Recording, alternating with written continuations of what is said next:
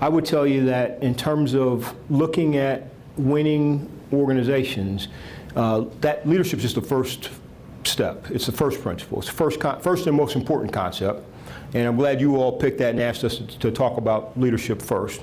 But when you think about why 50% of our small businesses fail, of course they fail for not picking the right market. But the Wall Street Journal says they fail because of leadership and failure to understand crisis and plan for the uncertainties.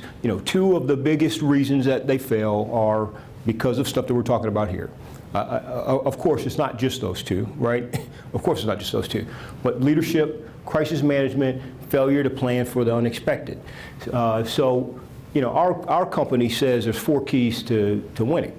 This leader development, this team dynamics, this open, candid feedback that we'll call after-action reviews, because that's what we do inside of the military. As a matter of fact, tons of businesses out here are doing after-action reviews now, which I'm happy to see.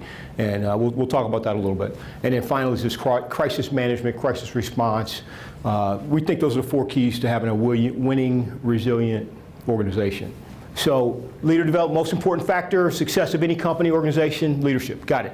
Teams. Can't be just a group of people that sit inside the same room. Right? I mean, we're not a team just because we sit inside the same room. Who's committed to the team and the team win over their own self-interest? How did you get to that? Are you doing off-sites? Are you doing team bonding events? Are you playing all the players in the right position?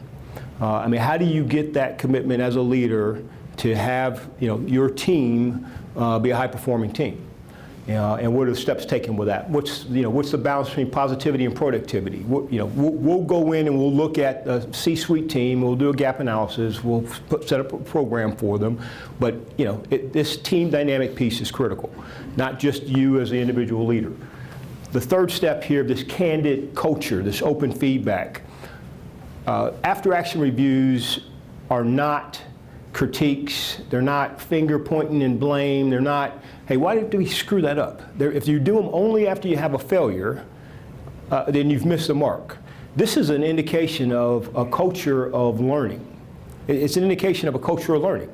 If you look at a project, a phase, a year, and you're looking at it with an eye towards what were our objectives, what were we trying to achieve, let's objectively look at whether or not we met the mark. Where did we fall short? And why do we fall short? Why do we fall short? What were the key pieces to why we didn't win? And it's not because, Ron, you screwed up or whatever. All right, well, the performance of that was, or the layout was, the conditions were. And what should we learn from that? How will we fix that in the future? And when we have wins, what was the key to actually succeeding? What was the nugget, Rod, that actually got us over the finish line on that project, that particular phase? How do we bottle that? How do we sustain that?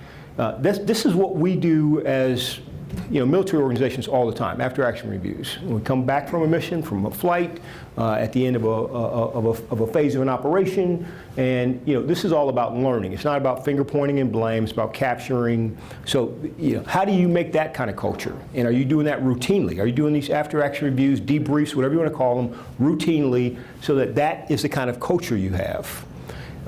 If you've got leaders up and down the chain, you've got people committed to the team and the right team dynamics. You've built a culture of candid feedback, open feedback assessment. This is the way we talk to each other, and it's just expected that we're going to talk to each other with this kind of clarity, and no one's no thick skins or thin skins.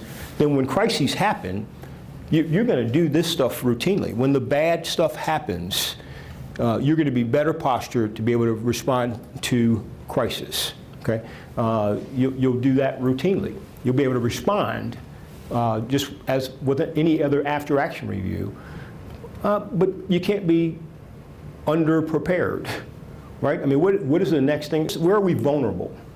Cyber attack, wildfire, hurricane, change in market, stolen proprietary information. What's the next crisis that we're expecting? let's rehearse it. Let's do a tabletop exercise and understand how we might respond.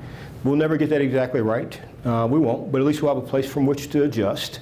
And then when we've actually gone through it, we after action review it. We've already built relationships. We do assessments, and then we move on. We can recover and come back. So we think these are the four key pieces to have in resilient winning organization.